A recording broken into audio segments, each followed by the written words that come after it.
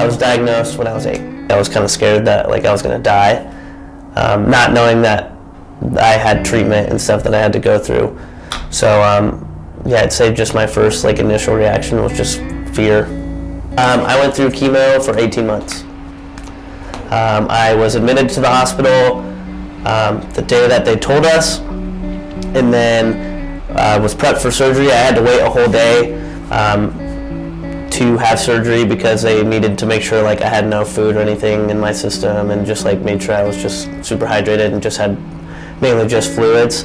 I was prepped to get my right kidney taken out. I had a kidney, or not a kidney, I had a tumor basically surrounding my kidney. They described it as it was devouring my kidney, and if we didn't remove it within the next like 2 or 3 days, it would have spread to my left kidney. I actually do have night terrors every once in a while, just because it's just kind of normal, but my best friend actually relapsed twice, and I lost him to spinal cancer. I don't remember what the name was of it. It was some crazy long name. He had 2 tumors on his spine that were dormant, or not dormant. They were unremovable, and they paralyzed him from the waist down. So basically, the treatment wasn't doing the job itself either, and they couldn't do anything because if they would have removed the tumors, it would have completely damaged his spine and could have risked him being paralyzed even more. So they just left the tumors there and tried to just do as much chemotherapy and radiation as possible to cure him, but it didn't work.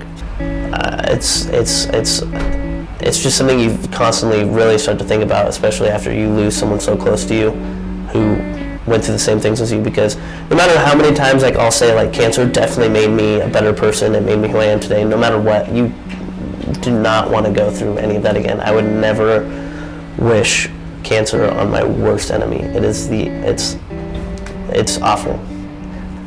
You really just can't give up. Number one thing.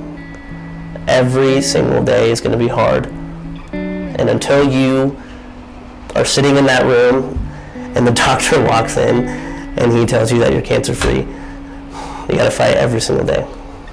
Because just all those days leading up to just that one specific moment is well worth it. Oh God, I remember it like it was yesterday.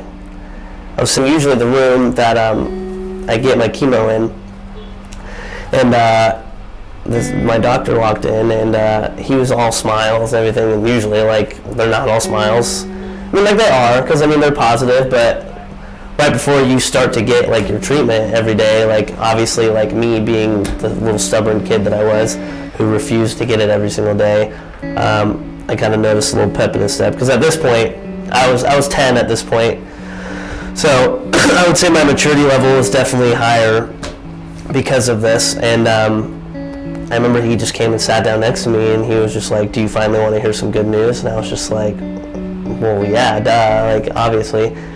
And he told me that my last treatment day was my last treatment day, and that I was going to be in remission following as soon as like immediately I was going into remission. And I remember I was with my parents, and they didn't know, they both started crying, and I started crying, and I remember I just gave him a super big hug, and then I just kind of stopped for a moment and paused, and I realized like, oh my God, like it's over, like I don't have to do this anymore. I don't have to come here every single day.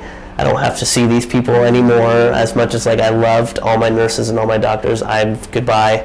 Like I hope to never see you in any of these rooms again. Out in public, yes, of course, it'll be all hugs, but I don't have to suffer anymore.